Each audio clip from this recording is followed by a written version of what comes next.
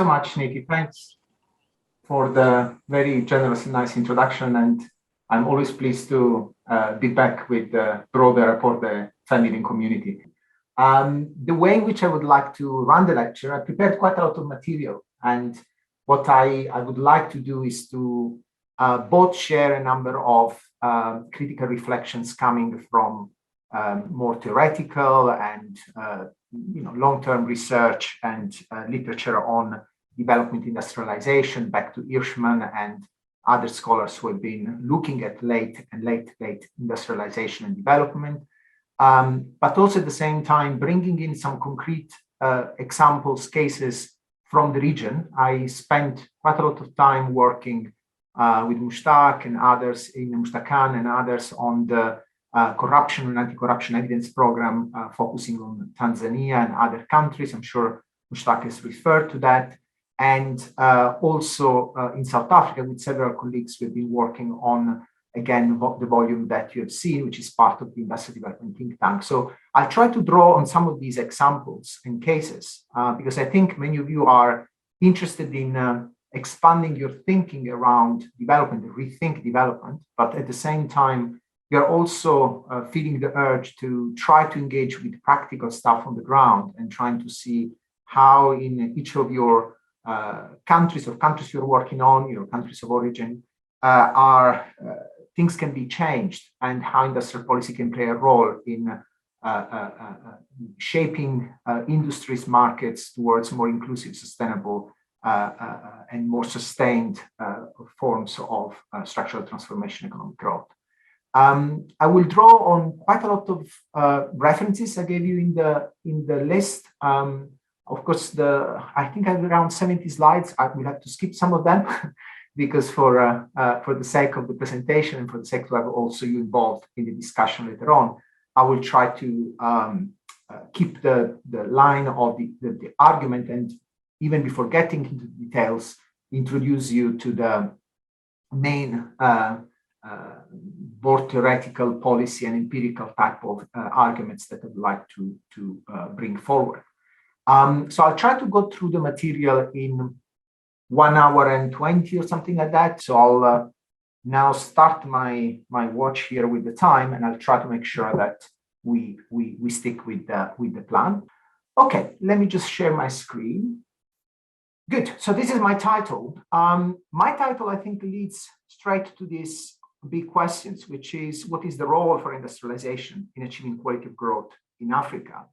And the reason why I framed this question in this way is partially because it's been for some time part of a long research agenda, and partially is becoming much more a mainstream agenda thanks to the kind of opening of the Sustainable Development Goals. In a paper with Adrian Chang, we've been emphasizing how there has been a attempt to bring back production into the development discourse and the centrality of production. And I think lots of the scholars within APORDE who are presenting different contributions, different topics, they share an emphasis and understanding of development, which is grounded in classical development economics, that basically, when we talk about development, we are talking about structural processes that involve transformation at the very level of production, that it's not simply a technical process, but actually is a social process, an institutional process. And that transformation of production brings in a different type of political economic dynamics in each country. I think this is the cross-cutting theme among at least many of the lectures that Fiona, June, Mushtaq, and others have given to you, or up, of course, to the lecture that Jose Antonio just gave last time. And here, what we've been trying to do, in fact, in this work, also Jose Antonio has contributed. We've been looking at different dimensions of industrialization.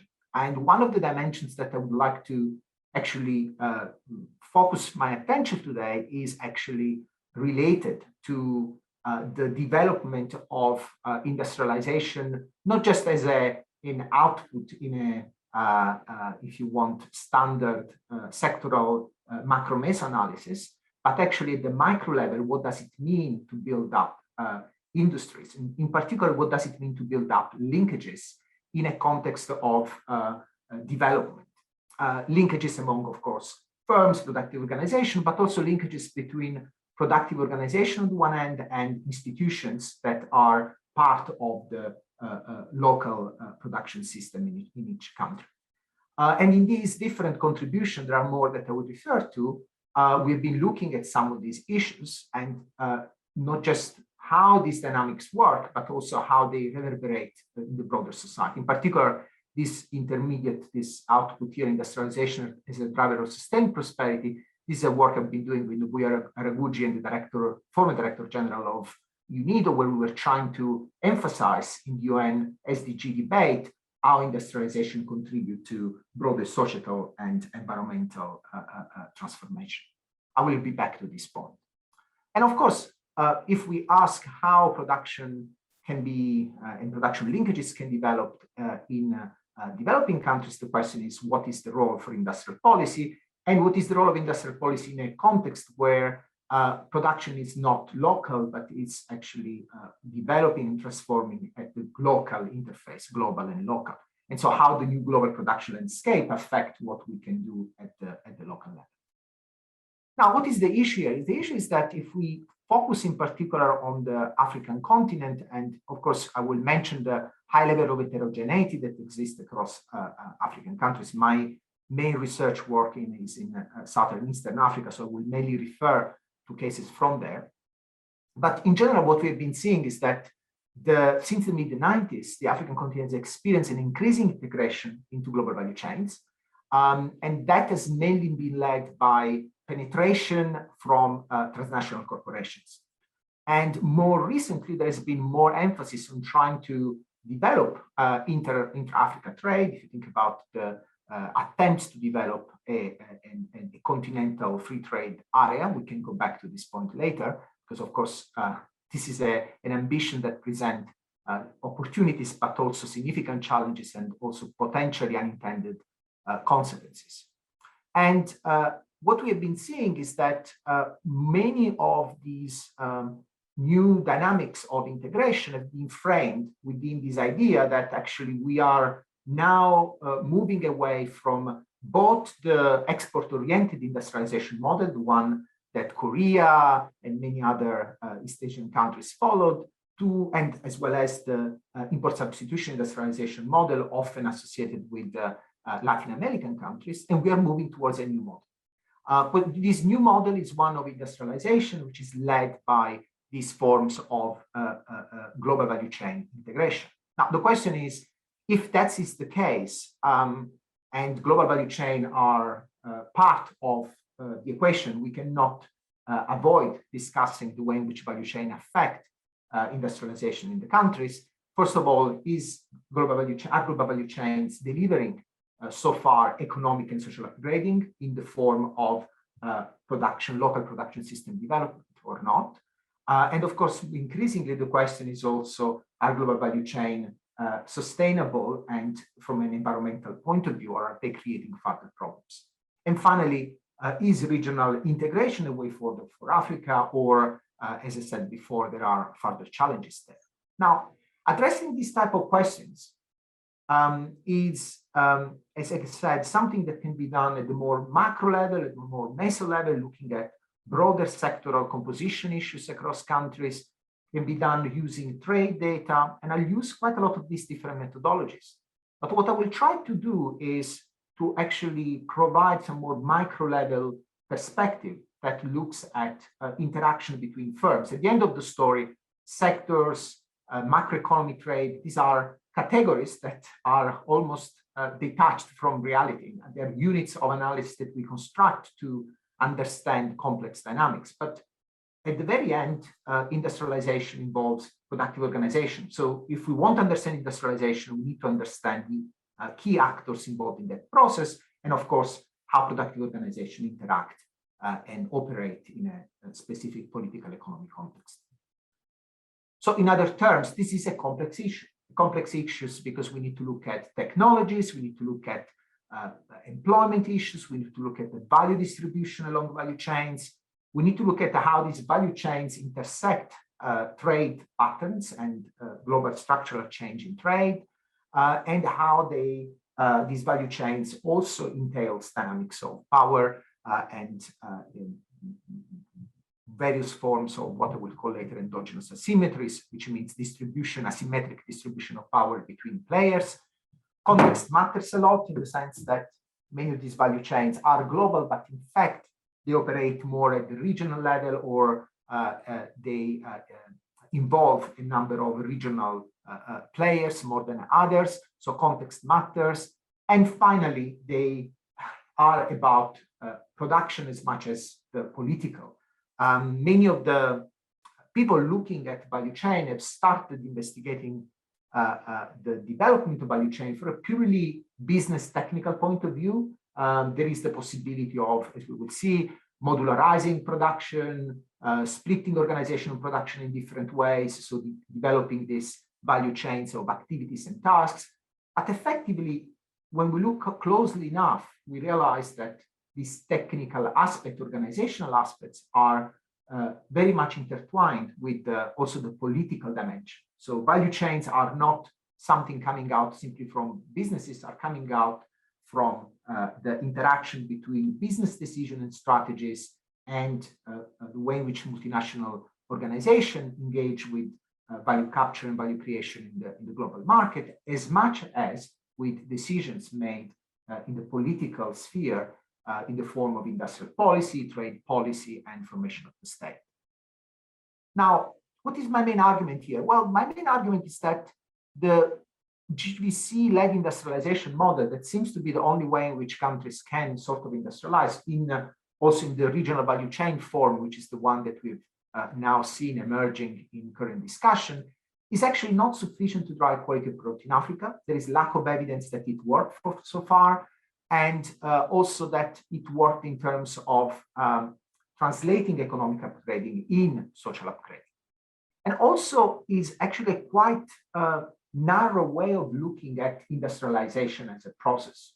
And in fact, we have much more richness in understanding this relationship between the production and the political, the local context and the global context, if we look back at a number of classical contributions and we try to update them in the context of today challenges for these developed countries, and in particular in my lecture will be about the sub-Saharan African and Southern Eastern African context.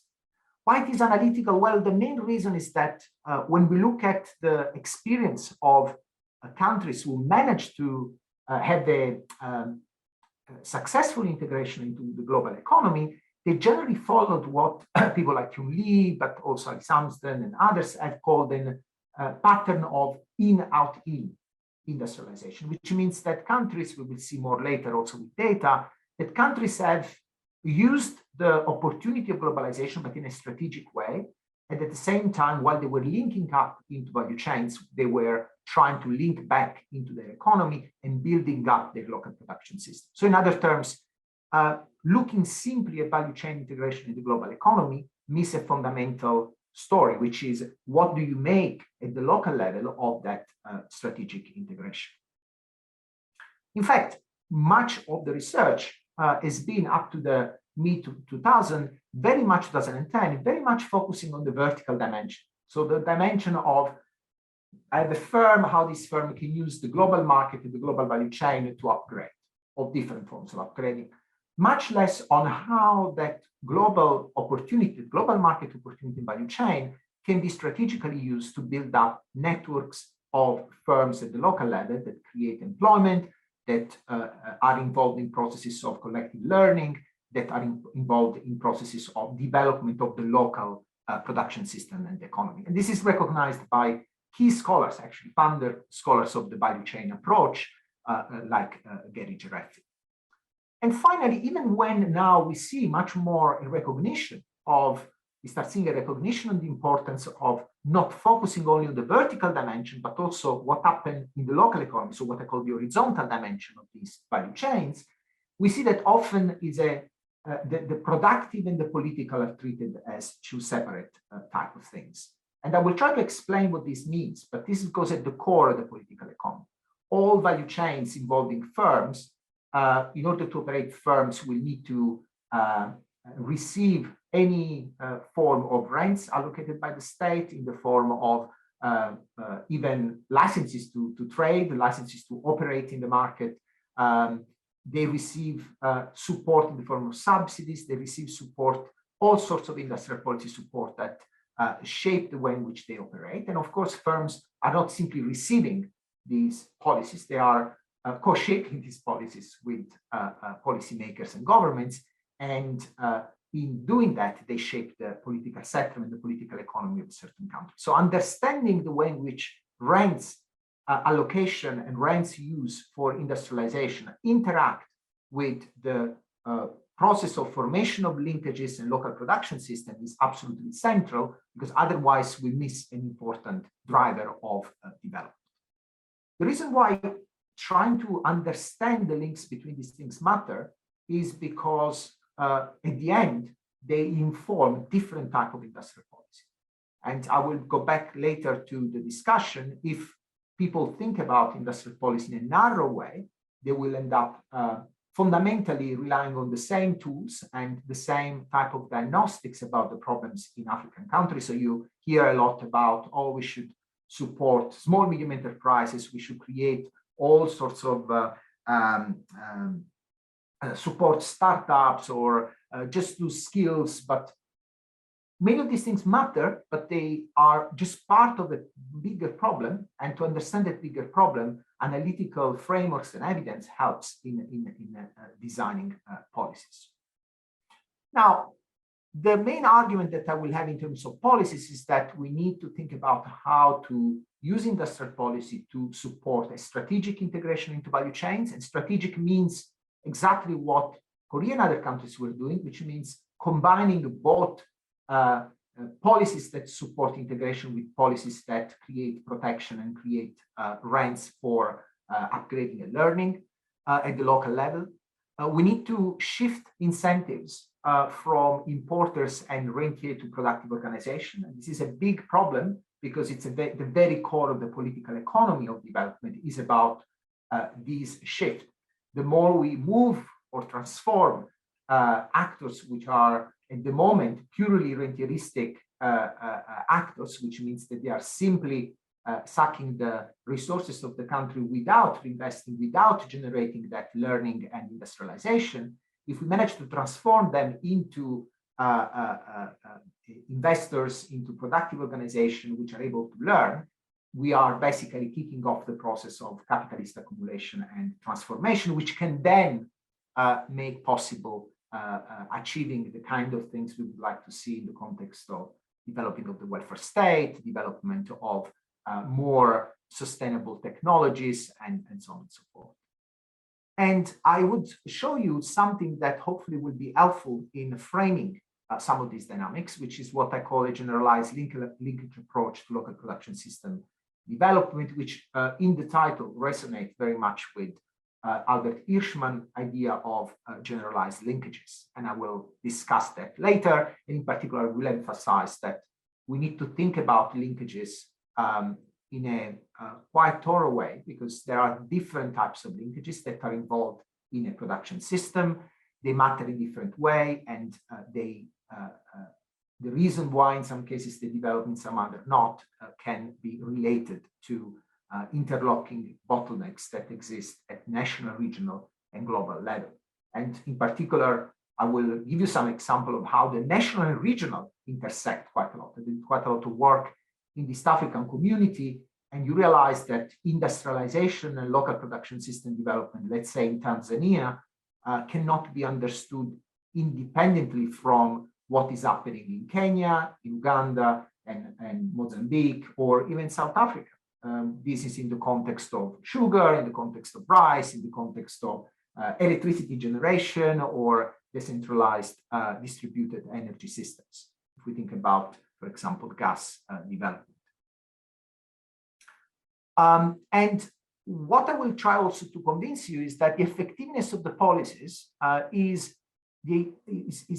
not simply about nice design, but it's about designing policies that ex ante take into account these complex relationship between the production and the political. Because in many respects, the problem, the big challenge in industrial policy for local production system development is that you are working against a configuration of the economy that tend to operate in the opposite way in which we would like to see. Let me give you a very simple example, and I will explain that later in the context of sugar.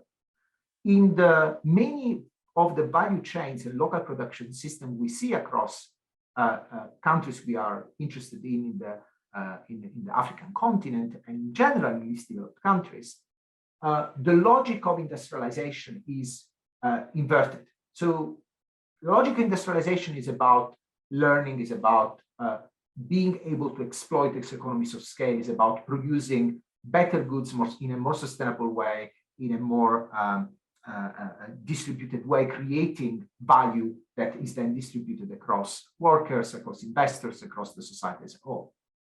And that requires some attempts to generate surplus that can then be reinvested and used for innovation and learning.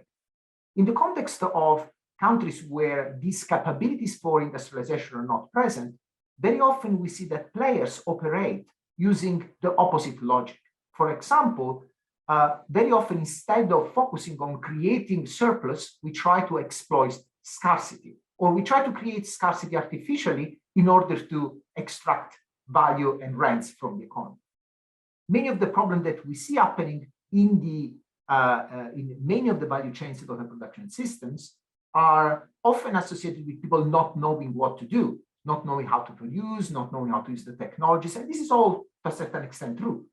But also, they are associated with the fact that the logic of industrialization is not present, which means that players, productive organizations, companies are mainly focusing on how to navigate a complex adverse environment. And they do that not focusing on learning and development of capabilities, but in exploiting the existing distribution of rents and existing scarcities in these economies. And this goes back to the point I just raised before, that often the problem is how you change these players from rentier, importers, traders into industrialists, into productive organization. This means that all our policies will need to pass this double test, which means that we need to be able to create policies that take into account the structural features of that industry. We need to understand the industries to be able to see what linkages can be developed. And sometimes I will show you, it's very micro level details about what is the feasibility of a certain type of investment in certain countries, given a certain type of market, and also how, in the extent to which these are politically viable, which means they are aligned with the kind of political settlement structure that is in place. Enough for the introduction. To a certain extent, this is what the lecture is about. Now, let me just try to go into more details, both in terms of the theory and the context in which we operate. And of course, the examples and policy implication.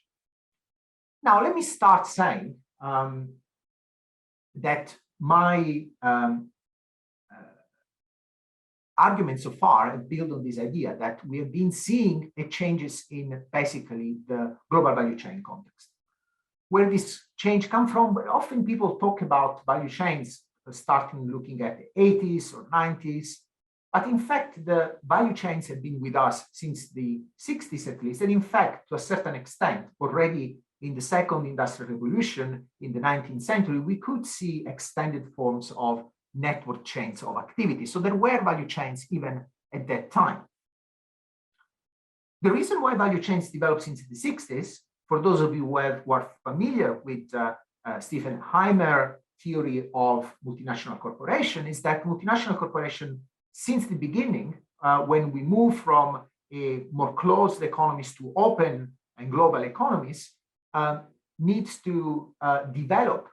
In order to develop their own capabilities and technologies, they have a strong tendency towards penetrating other markets to capture the demand in these markets, the latent demand in these markets. They also want to do that to reduce potential competition coming from other countries. So they try to have, there is a tendency towards forms of monopoly capitalism, and they try basically to establish these international oligopolies that allow them to operate as effectively global planners. Paradoxically, what we have been seeing is that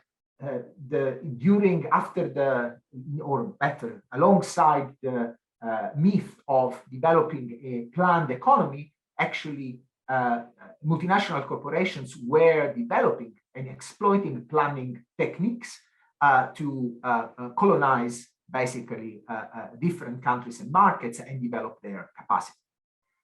Now, this type of development of value chains has been happening throughout, and it's been reinforced throughout the so-called phase of the Washington Consensus, and have given rise to different type of global value chains, which were in some cases defined as producer-driven or buyer-driven value chains.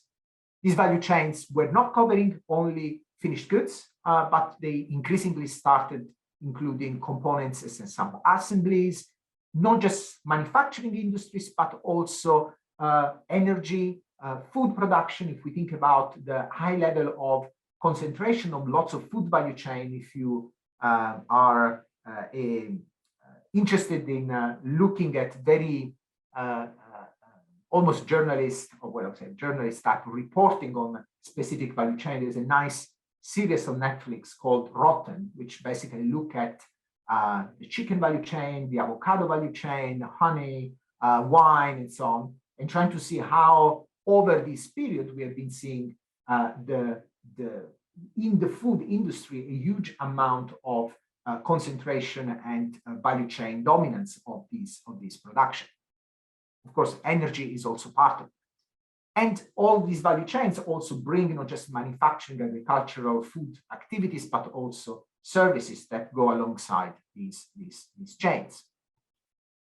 This is reflected in standard trade data analysis. I'll show how trade data, and in particular trade in value-added data, more recently can allow us to understand and capture some of these dynamics, and in many cases also dynamics that operate not just across country, but also intra-firms, and also intersect the problem of competition between different countries, which means, for example, understanding the extent to which one country is penetrating the other economy, and by doing that is pushing out in that country a number of firms, and in other ways is basically building up, integrating it into the value chains of the other countries.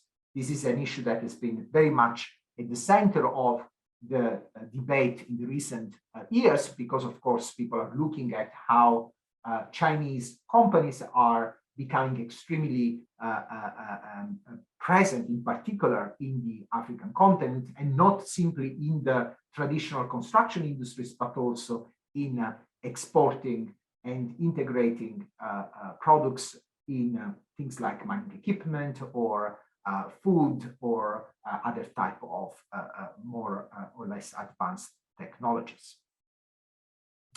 Now, as I said, this type of rise in GVCs is not simply the result of what firms were doing, and in particular what lead firms were doing in terms of their internal restructuring of production, their planning of a modularized system of production across different countries, their rethinking about products and so on, but also what governments have been doing. The opening up of economies and liberalization in trade and liberalization in many rules around trade, both trade and non-trade barriers, regulations have, of course, created the most fertile ground and pushed for the widespread development of these value chains. In some cases now, after COVID, we've been discussing the extent to which this has created a quite extreme form of disintegration of production along value chains, when especially people realize that the resilience of the value chains can be also affected by these extreme forms of organization at the global level of production. And we can go back to that. This has been, of course, very much central in the discussion around how ventilators can be supplied in different countries, how forms of protective equipment can be provided, and so on. Now we understand that these drivers intersect. What has been happening as a result of it? What is the outcome variable of all this process of global value chain development around the world? Well, the first thing is that we have been seeing, in particular after the what scholars have called the Great Doubling, which means the joining of China into the global trade setting, and so the increasing integration of China into the global economy. What we have been seeing is that at the global level, there has been a sort of convergence. But this convergence between advanced countries and emerging economies has been a convergence that has been characterized by a high level of concentration. What does it mean? So if you look at this graph, what you see is that the G7 shares, the blue line on the top, in the global value added manufacturing, which means the total value addition in manufacturing, has been declining, which means that lots of countries which were not contributing manufacturing value additions are now increasing their share, which is the red line. They're increasing their shares, and there is almost a parity reached there between how much value addition in industrial products is produced in advanced economies, the G7 if you want, and how much is happening in emerging and developing countries.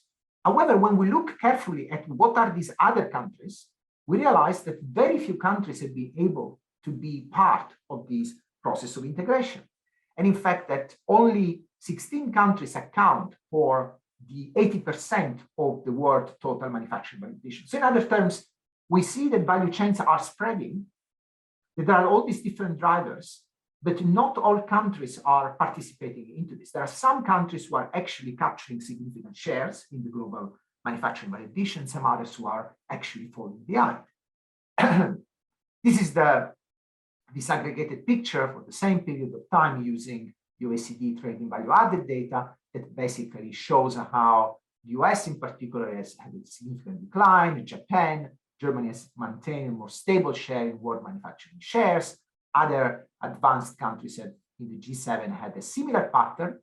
But what has happened among emerging economies is much more diverse and complex. So what we see on the first graph is basically the experience of China. It goes without saying, when you capture on the vertical axis increasing value added shares in total manufacturing value addition, and you see that China has been gaining 5 to 7% shares every 5 years since joining the WTO and more broadly integrating it through global value chain, the global market, you realize the exponential growth that has been experienced there. Other countries, Korea, India, Indonesia, Thailand, and so on, have had also important experiences. Some others have, like in the case of Brazil, they had a moment of increasing shares and then decline. So patterns have been quite diverse. The way in which these global concentration and restructuring at the global level has been happening at the country level can be also seen in terms of the extent to which countries have experienced a process of sustained industrialization or premature deindustrialization. And I'm sure Fiona has presented some of the recent work we've done on that.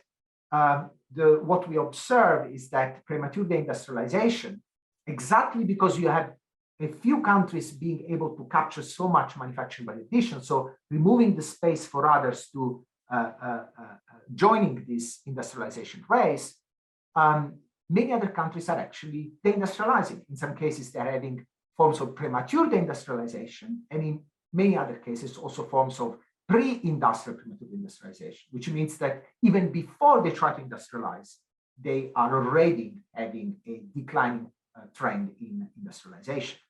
And this is quite important to understand because shows how challenging it is to integrate into global value chain and benefit from this value chain integration. When you do the analysis by different countries, you see that very few are actually in the so-called quadrant one, which is the one where you have countries where the share of manufacturing in employment is increasing as much as is increasing their value addition, and that is happening more than what is expected at this stage of development. So in other terms, there are many countries which are beyond the benchmark of industrialization, given their level of GDP development. And this idea, which is of course behind the typical inverted view hypothesis of premature industrialization, when is disaggregated by different countries, for example, if you look South Africa there, show quite worrying signs of premature deindustrialization, which means cases of countries which are not simply behind what they were supposed to be, but also slowing dramatically. And as I said, this is happening in the global context where other countries are doing quite well. So if you take, for example, South Africa, what we have done, we've been trying to see what happened to South Africa since China became its first economic partners in trade.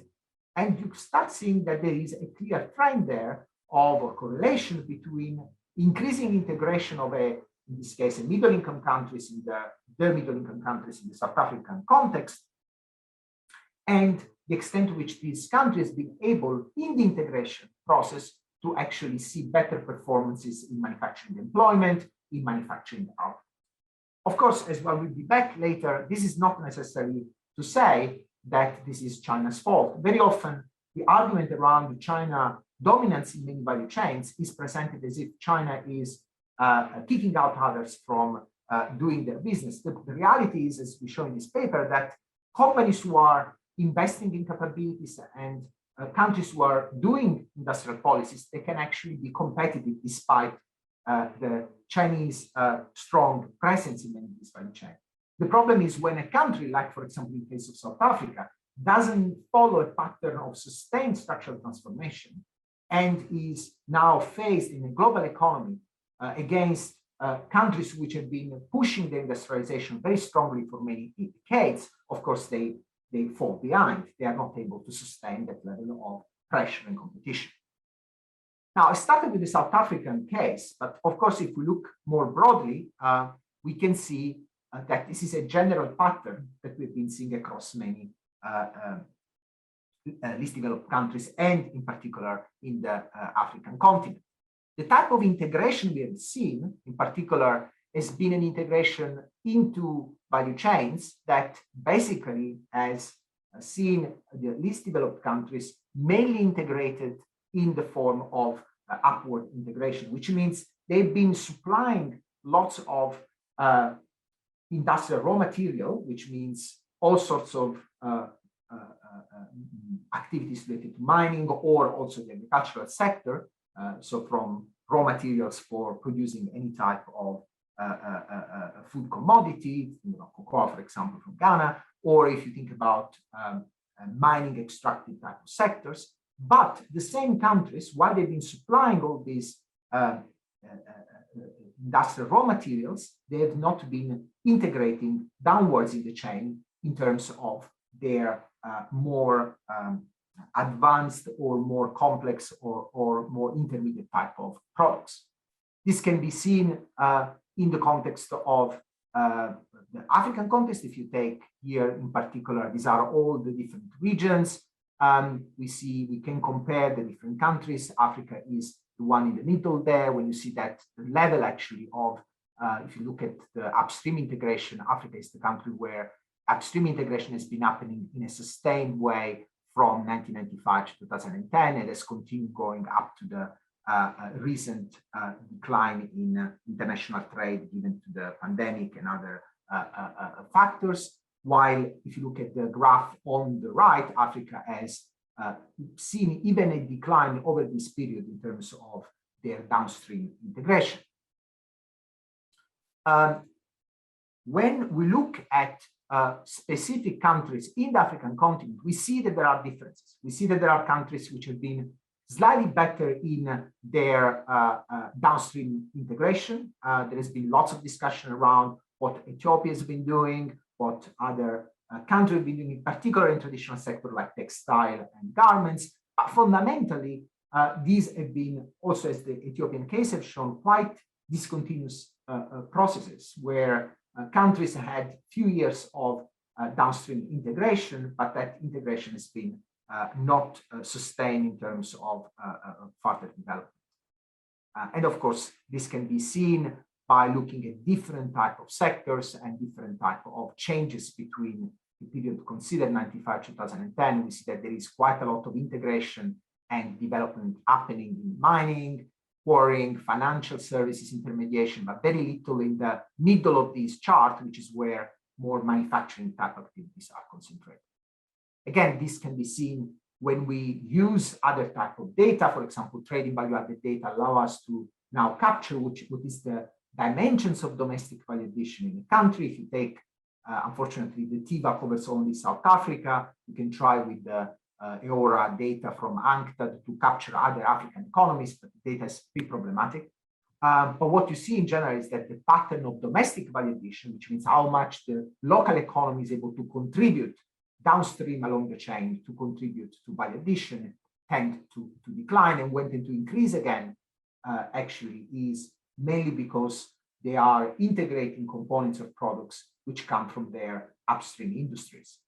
In the book that Nikki kindly mentioned in the beginning, Structural Transformation, there is a chapter that I wrote with Hugh Lee and my former PhD student, Sofia Torreggiani, where we actually look at the different sectoral pattern of value addition across sectors for different cluster of countries, and we basically find quite significant evidence of this problem of lack of integration in the downstream industries of these developed countries. For countries where the trading value-added data is not available, you can try to use trade data and see the composition of the export basket and see the way in which countries have been fundamentally still relying on export of raw commodities and metals or raw industrial materials in the way which explained before. Now, let me just go back 1 second to, this shows basically the evidence that there is integration. This integration is not working for the economy in the sense of not generating structural transformation and local production system development. So in other terms, we export resources, we have very scattered set of industries emerging. These industries are mainly dependent on the global value chains and their supply into them, but fundamentally this doesn't translate, there is no trickle down in terms of local production system development. And why this matter? Why we are so concerned about the fact that we are not developing locally production capabilities? Because there is quite clear evidence that all countries who manage to improve their social indicators in terms of human development or other parameters of sustainable development goals, inclusiveness and so on, they've done that as a result of a process of industrialization. And the process of industrialization, which is not simply industries, but transformation of the productive structure. Transformation of the productive structure means different type of jobs, different quality of jobs, different capacity of the state to raise taxes and therefore invest in the welfare state. And all the countries who are now in this low industrial sort of track, they have to start transforming the local production system if they want to start improving in their human development or other SDG parameters. In this report, if you're interested, what we have done, it's a quite long report, but what we have done is to quantitatively try to understand how industrialization correlates with different indicators of sustainable development goals. And you can see the direct and indirect ways in which industrialization contribute to these forms of socioeconomic and environmental development. I don't have time to go into it. I'm very happy if you're curious to see how methodologically this has been done. The report is quite detailed, but we can discuss that later. People have been trying to see if in Africa, in particular in the African continent, and more in general for specific sectors where value chain integration has been more significant in manufacturing, if in these cases there was or not some form of also social upgrading happening. There was an interesting study done a few years ago on so-called capturing the gains in Africa, which basically tried to look at different sectors. This is just the apparel sector, for which they looked at parameters of economic upgrading and social upgrading. And they found that while economic upgrading was happening in certain cases, that was not translating to social upgrading. We've done a similar work more recently, I'll mention that later, in the context of Tanzania and the broader East African Community region, looking at the extent to which integration into garments and into textile had or not resulted in better wages, in better general working conditions, and indirectly into better social performances.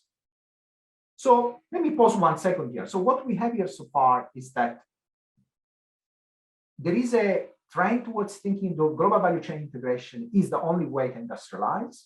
This idea doesn't seem to be backed up by data that suggests that, in fact, countries who have been trying to integrate have been winning out of this integration, both economically and socially.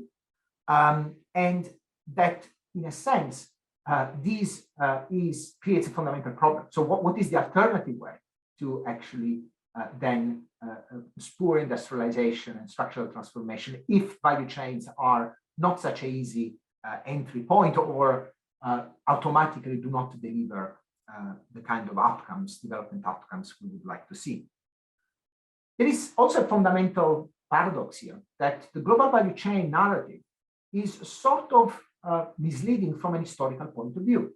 If we think about the experience that I'm sure June, Mushtaq, and others have discussed of Korea, China itself, which I've been referring to quite extensively so far, this is an experience of countries which have managed to develop, industrialize, and transform their economies and their institutions and society, but they've been doing that by adopting or experiencing a process of integration into value chains that have been moving from a phase of high integration to a phase of almost retreat from the global, for then again moving in the global economy with the new capabilities they have developed. There is evidence of this in-out-in pattern, in particular in this chapter with Kuhn and Sophia. We've been trying to look at the experience of South Korea and China. Kuhn Lee has already discussed that extensively in his work on South Korea and catching up cycles there. And he basically shows that the first graph on the left, that if we measure in the vertical axis the foreign value addition, which means the contribution of in value addition of foreign inputs. So a country integrates into value chain, imports stuff, assemble, transform these things, and then sell them back. In the beginning, this value addition from outside was high, but then went down again, meaning that they started doing more components, more assembly, more activities domestically, and then they integrated again with more value addition from outside, but they were doing that by operating from a different position in the value chain. So in the case of Korea, they started becoming players into the electronics industry or textile or automotive industry. They had to import lots of components for doing that. They built up their OEM, their companies like Samsung, Hyundai, and so on. And thanks to these companies, they are now exporting in the international market. In the case of China, it's even more striking. If you look at the manufacturing for value-added contribution to their export, so the amount of value addition that was embedded in what they were importing and that they were then exporting, was increasing until the early 2000s. The chart shows that peak in the 2003, 2004. So at that point, China was, if you want, each product that China was exporting, 50% of the value of that product was actually coming from imports. Okay, so it was foreign value addition. That number collapsed for 10%, which means that China started replacing components from and inputs from outside for up to 10% in only 7-8 years, which means that all that amount of value addition that is not coming anymore from outside is actually produced domestically. And to be produced domestically, there has to be a local production system to develop there. Now, this is just the recent experience. So if someone looks at late development, can say, okay, let's try to see how these data really support this pattern of integration in, out, into the global economy and global value chains. But in fact, it's not just a matter of the recent experiences. If you look at early industrializers, it's always been like that. You know, in this book, this is a recent ended book that Akebe and Justin Lin have put together, where we have with William Lazzoni, we wrote a chapter on looking at the local production system development historically. If we go back to the first industrial revolution, the picture of Liverpool on the left on top of my slide, or the case of the third Italy in that's the city of Bologna, where Ferrari and Lamborghini are made, or the Silicon Valley down to the Guangdong, Shenzhen, and all the clusters that developed in China more recently, we always found historically that basically those countries that managed to industrialize and sustain industrialization innovation capabilities went to a process of local production system development, which means they use the global market, but they use the global market to develop local capabilities. Now, this brings me to, and I will be briefer here because the chapter I gave you from the book with Stiglitz and Norman is quite detailed into this. This leads us to say, okay, what is the problem then with this GVC approach to industrialization and production transformation? Because the evidence is not there, but historical evidence and the more empirical evidence from the recent pattern of global value chain integration. So what is the critique? What we have to focus our attention on that is not discussed in these models of value chain integration. Now, the hypothesis behind this model, so the idea that a country will industrialize by simply integrating globally, is that basically by importing inputs, you can increase export performance. This is quite a mantra to OECD. If you want to export more, you have to import more. That the access to global markets via transnational cooperation, multinational cooperation allows to develop niche products. So you are not going to produce a car or produce an entire product system, but you are actually just focused on specific components. You will be part of a bigger picture of value chain production. This will allow you to overcome the highly uncertain and capital demanding task of developing entire industries. If you go back to the picture I just show you, the countries which industrialized in the past, at that time, the model of industrialization was of, in a country, companies building up the entire vertically integrated industry. So in the US, you had the capacity in the 20th century to produce an entire car without relying on imports of inputs. Many of these countries had to go through quite deep capitalist accumulation and transformation to make this possible. So this narrative now, this model is saying, you don't have the space to do that anymore. There is no possibility for you, a least developed country, to do that. So what you can do is just try to focus on small niches of products and tasks, and this will make the capital investment less problematic, raising finance and so on for that.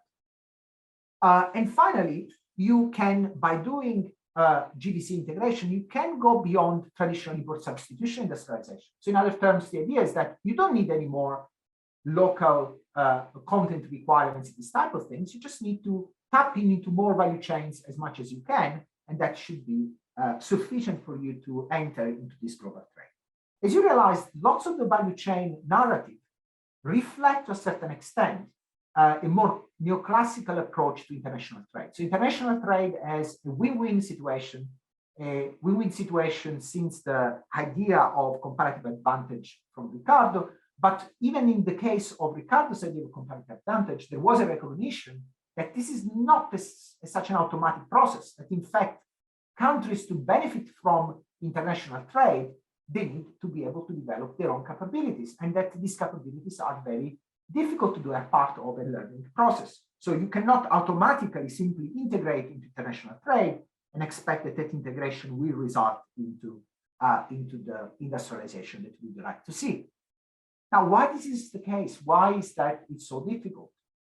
I already mentioned it's difficult because you have to learn. It's difficult because you are dealing with big players in the international arena, both at the country and company industry level. It's difficult because we know that the countries who managed to do that took several decades to transform their productive system. So there is an element of long-term, how you commit long-term finance, resources, and political will and political coalitions supporting this industrialization. So there are several factors that make it difficult to actually implement this GVC model of industrialization. I will be brief here because I want to go to the specific cases where this becomes quite evident. Well, there's lots of literature which has pointed out how fundamentally multinational corporations controlling value chains are extremely powerful. and there are significant levels of endogenous asymmetries, which means if you are a company in Tanzania or in South Africa or in Nigeria who is trying to enter into this value chain, you have to deal with lots of entry barriers in the forms of patents, quality standards, copyrights, trademarks, all sorts of mechanisms that makes you disadvantaged in that integration. Without considering what I will show you later, the fact that in many cases, the international corporations you want to, the value chains you want to integrate in, they already have their supply. Actually, they're interested in your country as South Africa or Tanzania or Nigeria or Egypt or whatever, more as a market where to sell the products more than to produce that product. And the reason why they are not so interested is because they developed already global alliances and supply and contracting arrangement, which force them themselves to actually buy from specific buyers from other countries, which are already being part of that value chain. So this means that these endogenous asymmetries are very difficult to unlock and to open space for integration in a productive and constructive way. Some people use this graph to show that this power dynamics results in the fact that the value tend to be concentrated at the top of this chain, either in the form of the lead firm or in the context of supply chains with very powerful first-tier suppliers at that specific level. So the value is very difficult if you are one of the boxes in the bottom of these chains, meaning one of the last entrants into these chains. It's very difficult for you to capture the value that is generated by producing the product and selling the product in the final market. So there are very institutional and technological and supply chain reasons why this is so difficult. Another problem with the approach of GDC is not simply that consider often this, the extent to which these power dynamics are so powerful, but also that tends to adhere to an idea of value chain integration in value chains in which you have a comparative advantage. So in other terms, if you are a country which has a comparative advantage in traditional agricultural mining, they basically keep telling you, well, that these are the areas where you can integrate. There is no other space for other value chains. But the problem is that not all value chains are the same, because value chains still are highly heterogeneous depending on the type of sectors that they are part of. So if you are, for example, interested in saying, I want to develop or integrate successfully in the food value chain because I have a comparative advantage in agriculture, of course you can do it. Of course you can supply berries and other things to the rich markets in Europe and US, or the big new market in China of these products. But in order to do that, you need at the same time to develop lots of industrial capabilities. Lots of the activities even today in the processing of food are actually highly industrialized processes. So in other terms, if you really want to get even into traditional value chains and you want to capture value there, you still are stuck with this problem of developing your manufacturing industrial capabilities. And this is in the case of agriculture, and I'll show you later also in the case of mining, for example. Another problem with this model is that it's telling you, you are not going to specialize. Let me just use one example here, these berries or whatever other type of products. You're not going to specialize in the entire value chain, from the production to the cold chain, to fertilizer to get into it and so on. You're just going to focus on, let's say, packaging some of these things, or do simple activities associated with that chain. The problem is that if then you are developing capabilities only in a specific area, what happens if that buyer is going to find someone who can provide the same small task or activities or product at a cheaper price? You end up in situations where you develop very small or limited capabilities, which are difficult to redeploy in other activities. So you might end up in a situation of what people call production lock-in. So you are too narrowly focused on a small task activity, and you are not developing broader capabilities. And this is very important, because very often when companies are able to upgrade and capture value in production, they do that by leverage different kind of complementary and closely complementary capabilities. So in other terms, yes, you can try to link up into some of these value chains. You can try to use this value chain to enter into some markets, but if you focus on in developing very small subset of capabilities and not develop the complementary capabilities that allows you to be independently capable to operate in the global market, then you are basically unable to sustain learning, upgrading, and innovation.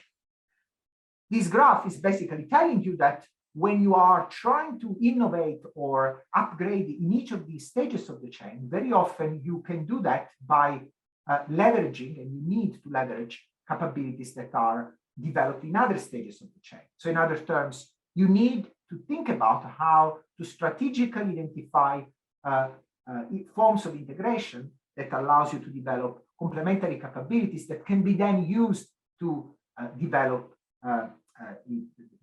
the country's own companies, brands, OEMs, and so on.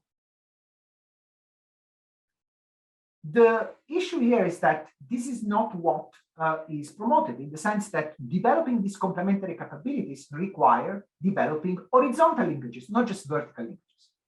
Because if you develop vertical linkages, you are potentially going to end up in this production lock-in, which means you are dependent on the international buyer. If the international buyer doesn't buy you from anymore, you have to find another buyer. You are basically put in competition with other developing countries to supply the same type of products, components, inputs.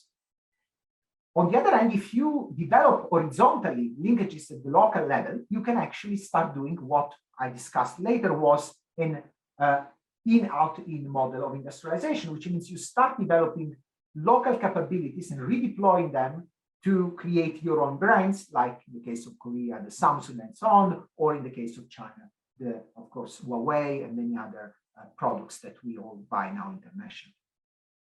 What is finally the problem with this model is that even when horizontal linkages are considered, there is very little understanding of the fact that the way in which these horizontal linkages in a specific country, like say the Tanzania, the South Africa, and so on, develop, it's not simply companies making agreement around things or around supply or around developing, co-developing technology. It's about companies interacting with a political economy context where governments are expecting from them to generate jobs, are expecting from them to, are extracting from them resources, and they themselves are extracting resources from the government and the public sector to be competitive or to generate their own resources. So in other terms, companies in these countries who are trying to develop these horizontal linkages, they end up being involved in political economy processes that make difficult to upgrade in many cases, and in many cases makes difficult to manage the process of rents allocation. I will go back to this point because this is really something that you see when you start looking at specific country cases and you say, why is that in that country? There are all the resources that are needed. Why is that no company managed to develop, let's say, sufficient horizontal linkages between different companies to supply that product to the international market? There's lots of research, for example, on standard, in the context of Africa, on standard traditional commodities. If you think about cashew nuts or products like in the context of textile and garments or mining, the question is it simply that these companies are not being able to fight the fight in the relationship with the multinational corporation, or also that they are fighting the fight in the local context of their own countries? And what is the political economy of this fight, of this conflict? Now, I already brought in the majority of the points here, but now it's time to try to see how we can pull them all together and how to apply, looking at what is the specific context of development that we are interested in looking at. I mentioned in my discussion so far that if we develop a critique of the global value chain approach, we end up refocusing our attention on a horizontal dimension, which is what happens in the development of linkages within the economy and the development of what I call the local production system. So a system of companies that locally produce for the domestic market and for the, of course, the international market. Now, this idea that linkages matter, that fundamentally, as Hirschman put it, development is about linkages development, goes back actually even before Hirschman. The first attempts to understand the economy and to think about the economy in a structural way, which means understanding the fact that there are interdependent set of activities and linkages between them, goes back to the famous tableau économique. And the tableau économique by Quesnay was an attempt for the king in France to understand how to collect taxes from whom and how to finance wars in that case, and how to make sure that there was an understanding of the impact of any political activities in the production context, given that productive activities were all interdependently linked. Albert Hirschman popularized the idea of linkages with his classic book, The Strategy of Economic Development, as Hirschman himself said later on, this concept was inspired by not just the development projects that he was looking in Latin America and around the world, but also was inspired by the input-output analysis, so Leontief's work and others, which were really trying to understand the economy as an input-output, through an input-output matrix.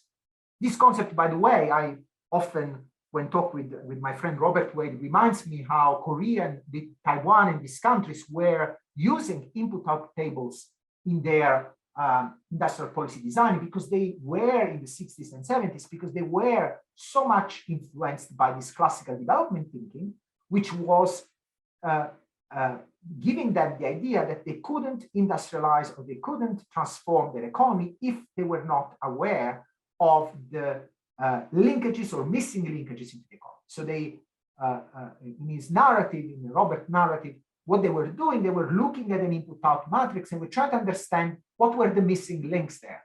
What were those relationships between sectors where things were not happening? And of course, behind each sector, there are companies. So in other terms, if there was no technological coefficients in the input-out tables that was positive or growing, that is because there was no company behind that was able to supply and to link with other companies in the domestic economy. And so that was the target of their policy intervention. Albert Hirschman in 1977 wrote a follow-up to his classic book, and which is contained in this Essential Hirschman and was published in a journal, American journal at that time, which was basically saying, well, I got it right. You know, I reconfirmed that linkages are the key issue. But he also said at that point, well, I probably underestimated the fact that it's not simply about input-output production linkages, but actually the development process entails many more type of linkages that have to develop in order to transform and industrialize. And building on that idea and that contribution, what I tried to do in this paper in the book on quality of growth in Africa has been actually to say, okay, let's try to systematize what are these linkages that matter in developing a local production system. So in other terms, if we for 1 second forget that GVC is the only way to integrate, but actually that GVC offer opportunities, but these opportunities can be captured only if the local production system is developed, then the question is what type of development we can see in the local production system, what is the focus of linkages that we need to pay attention on. And here I basically emphasize 4 types of different linkages, which are implicitly or explicitly already mentioning Hirschman's 1977 contribution. I already talked about production linkages. Of course, input-output relation inducing backward-forward investment. This was the key idea of the linkage effect, the idea that if you make a certain investment, this creates opportunity for further investment upstream or downstream. And in fact, if you want, the classical debate on balanced and unbalanced growth was all about this, right? It was about how you make possible industrialization, structural transformation into the economy if you don't have investment in any place. Where do you start? Do you start with a big push And so you start with big investment in one place that will then trigger investment across, or you use a more balanced model when you try to create a more balanced set of investment. Now, production linkages are key, but they are channeling input-output relationship, supply relationship. Firms do not simply interact in terms of supply of inputs. So, for example, if a company needs to have a certain type of components from another one, we'll need to specify the characteristics of that component. And in doing that, we'll need to actually specify technologically what are these characteristics. And in some cases, we'll have even to transfer some technology to make sure that actually this is happening. The same firms who are making these investments and they are transferring these technologies, they themselves will constantly try to identify opportunities for diversifying their portfolio of products. In other terms, they will try to diversify. And I'll show you some example later. And to do that, they will look at their suppliers, they will look at their own internal capabilities. So they will constantly build up in this process of growth, upgrading, learning. They will always build up technological linkages, which contains basically their learning, their technological capabilities. So how you do things, how you organize a process, how you standardize certain activities, and so on. So technological linkages complement production linkages, and it's something that is not captured in input-output, but is a mediated effect of input-output relationship or diversification patterns. There are other two types of linkages that matter. Companies are relying on a final demand, domestic and international, but also on intermediate demand.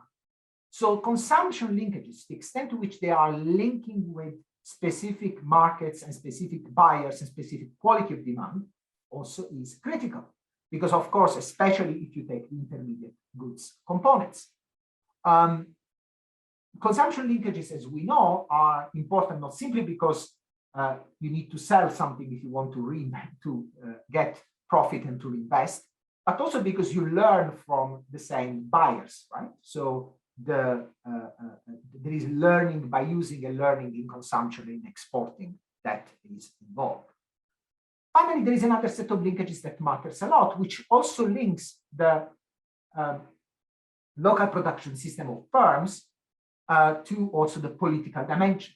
And this is something that already Hirschman pointed out quite clearly, which is basically the fact that in many cases, governments exercise through their policies, they create fiscal linkages in the forms of allocation of subsidies, in the forms of allocation of import licensing, in the forms of reinvestment of royalties that come, for example, from the extractive sectors, and so on and so forth.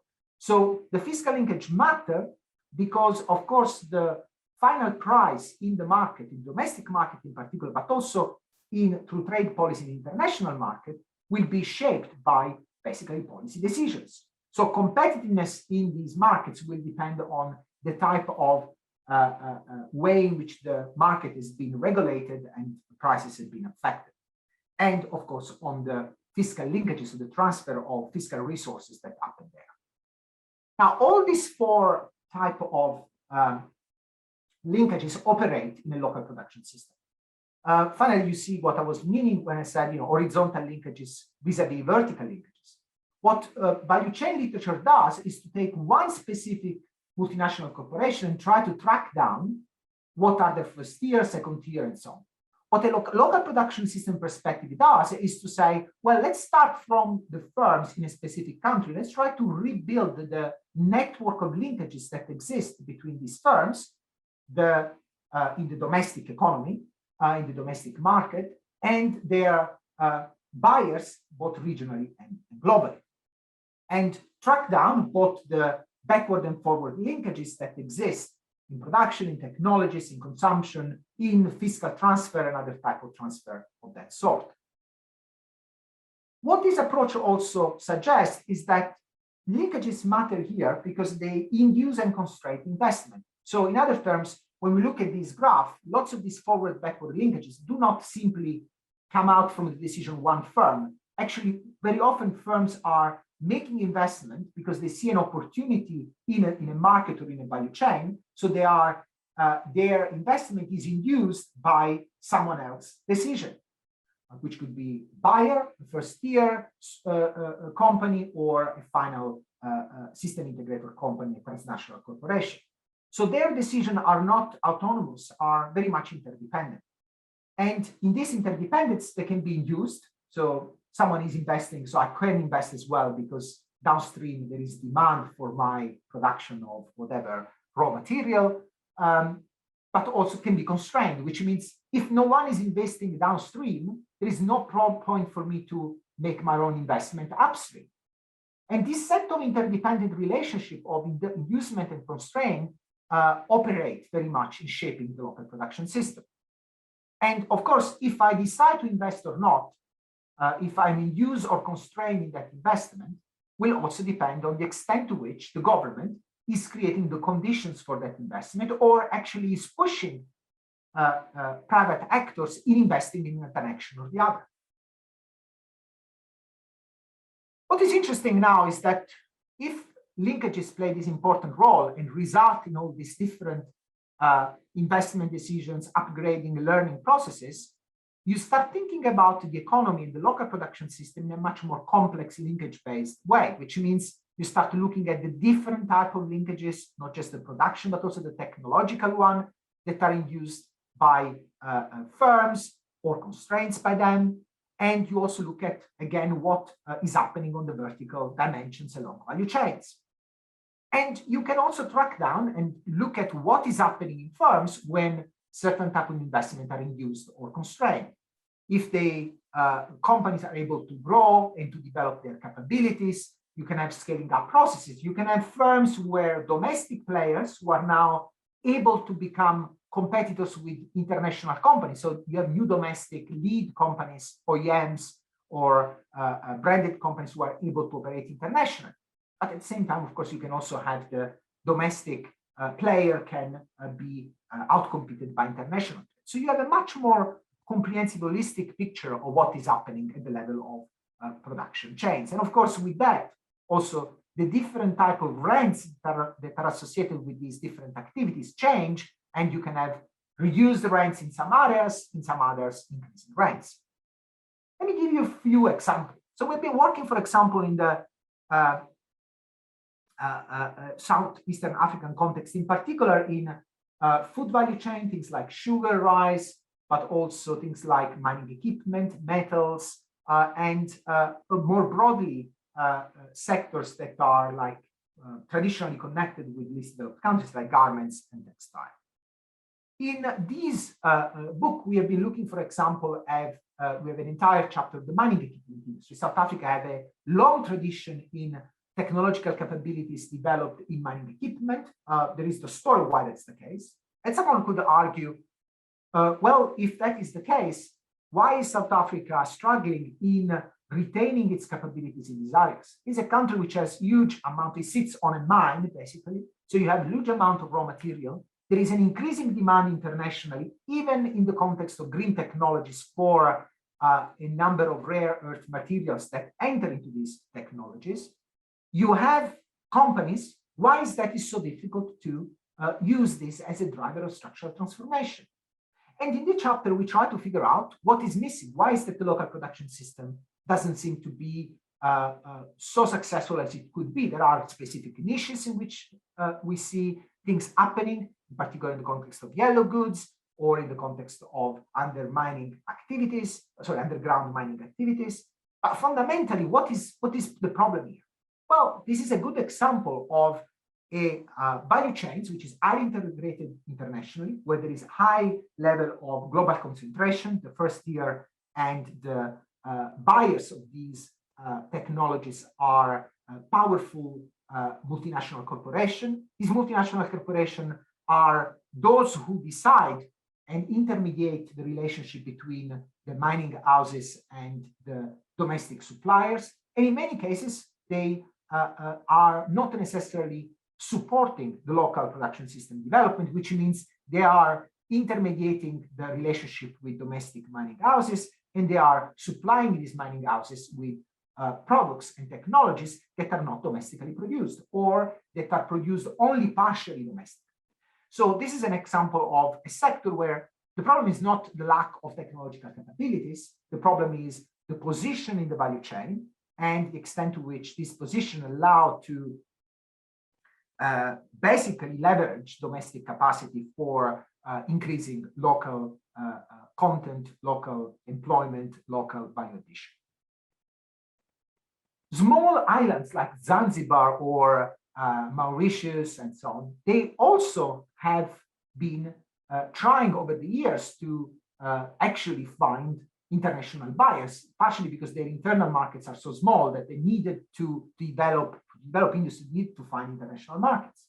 And what we find is that in some cases, opposite to what I just described in the case of South Africa, lack of specific type of technological capabilities or machineries can actually kill an entire industry. I was working with the Zanzibar government. We went to visit in the Pemba Island the harvesting of salt, and we were just trying to figure out what is the reason why in this specific value chain this company has buyers but has not been able to sell the product, and all the salt which has been collected in these beautiful islands is actually rotting into a storehouse, in a warehouse. And the reason was a very simple reason. No one knew how to organize a process and how to integrate the production line in a way that was able to granulate the salt in a way that was desired by the global market. So here you have an opposite problem. You have a problem where you have a buyer, you have a relatively simple commodity, but that in order to sell that simple commodity, you miss key skills and technological capabilities. Often the fact that these skills and technological capabilities are not present is also due to the specific scale of the companies. If you have the chance to look at industrial surveys in many countries, I worked with the Tanzanian Statistical Office for several years, what you realize is that in these countries, the value addition and the capacity to trade and export is actually concentrated in very few companies. And these few companies have high level of they have a very large employment, and at the same time, they are very powerful in the political economy of the country. I don't want to, especially if the lecture is going to be recorded, mention any companies, but anyone working in the region knows that with 2-3 big conglomerates in these regions are controlling several value chains from milling down to food products, mining, production of construction industry, and so on. So you have a context where the capabilities are highly concentrated, and some of these very powerful companies are not necessarily having the amount of pressure that is required on them to actually use these capabilities to invest more. They have a much more easy ride in a context where they can basically make money out of more rentieristic type of activities. So you have companies who are manufacturing companies, but at the same time are importers and traders, and they make more money from importing and trading and investing in rentieristic activities, construction or financial activities, more than in learning and upgrading in manufacturing. This results at the regional level on the fact that when you measure linkages in terms of value addition in the manufacturing sector, the value addition is extremely limited. Technological linkages, as I said, are South Africa in the context of mining is an exception in the book. We look at the automotive sector, we look at plastics, we look at a number of value chains related to food and in particular fresh commodities, fresh fruits, present these capabilities, but overall capabilities in many other countries are very limited. And when I talk about capabilities, I'm not talking about number of simply engineers or number of researchers in general. I'm talking about also skills on the ground that are lacking. And when these skills are lacking, it's very difficult to have upgrading in these value chains. So the problem of capabilities is partially the result of the fact that skills don't exist, partially the result of the fact that firms are too small or incapable to integrate into value chain in an effective way. And so people who are trained in vocational education training do not actually work in organizations that are productive, that are capable to train them effectively so they don't learn on the job. And as a result of that, you have lots of cases of unemployment and long-term inactivity in the key manufacturing sector. This is a sector we have studied for several years, and I'm very happy to discuss more about that if you're curious about why is that it's so difficult to develop skills in that are conducive to local production system development in many of these countries. Let me skip this. The story is not always so grim, in the sense that when you start visiting factories on the ground, you start seeing that some things happen here and there. I was working in Uganda, for example. These companies in the metal steel sector had managed to diversify from metals to, and roofing in particular materials, into actually pipes.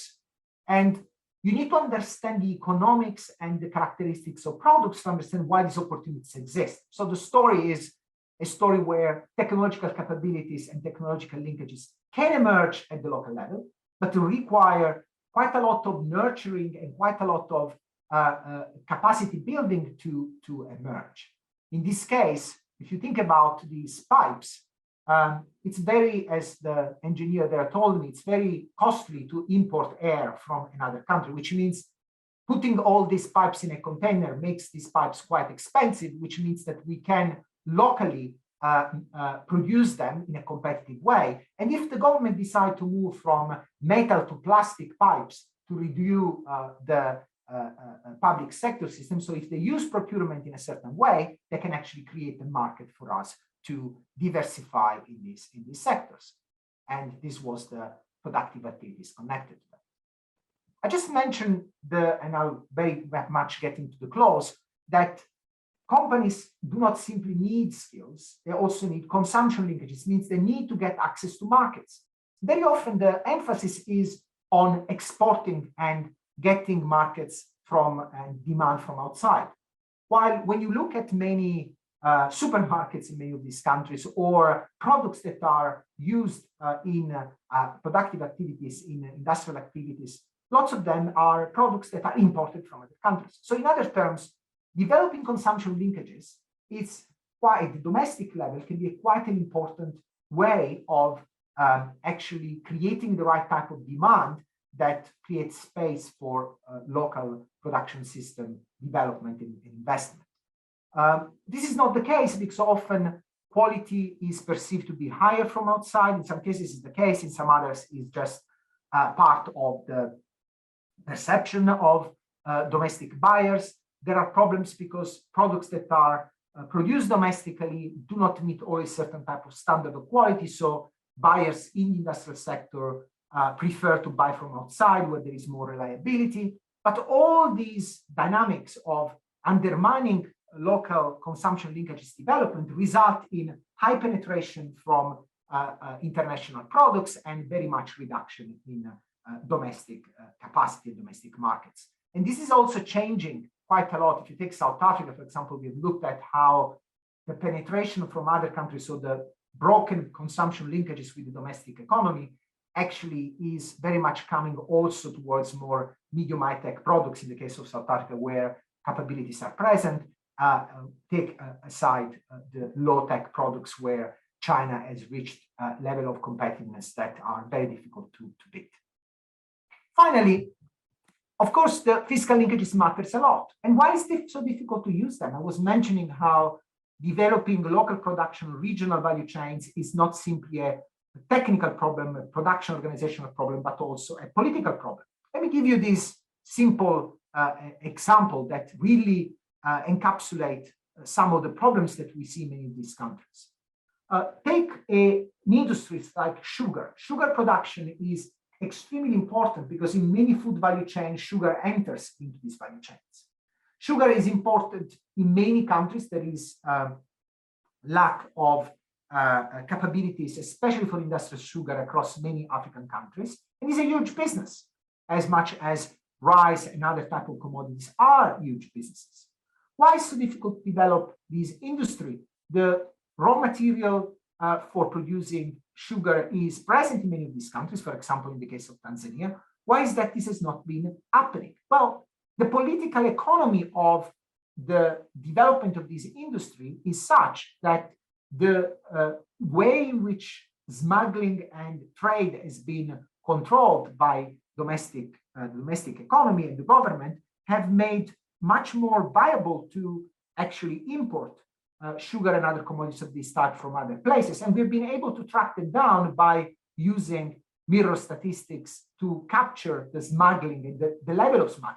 And why this is such an important issue is important because smuggling and import of cheap sugar from other countries undermine the possibility of developing a domestic industry, a domestic key industry upstream to develop downstream food value chain processes, and also matters because if the smuggling happens, money that comes from that smuggling is not simply money that undermine domestic producer, but is also money that enter into the political process as policy money. So lots of the political campaign and lots of the activities government activities are intertwined with private sector activities that are built on these rentieristic practices and value extraction practices. So it's here where the possibility of making an investment intersect with the powerful groups and organized groups that actually benefit from the existing scarcity and existing lack of development in the country.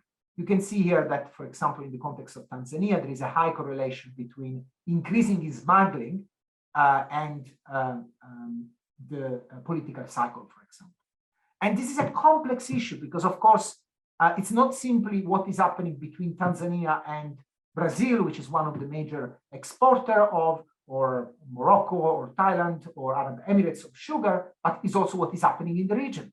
And the same companies are operating industrial sugar production across the region. For example, Ilovo is one of those companies, and these companies have their own internal transfer of commodities from, let's say, Zambia to Tanzania or from South Africa to Mozambique.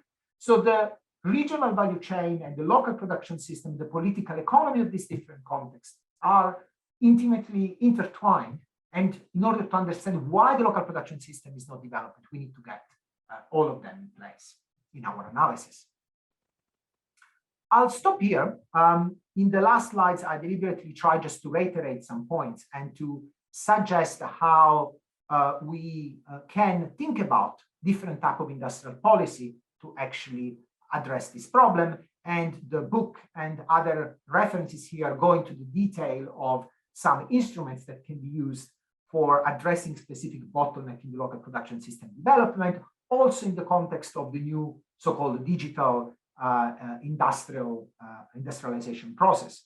Lots of countries in Africa are now thinking about how they can catch up on digital industries, and so they are facing the challenge of developing digital skills and integrating no more simply with the manufacturing value chain, but highly digitalized value chains, which means that they have to deal with the same type of problem I discussed before in terms of endogenous asymmetries and power distribution. They have to deal with them now in the context of also digital platform and platform for accessing international market.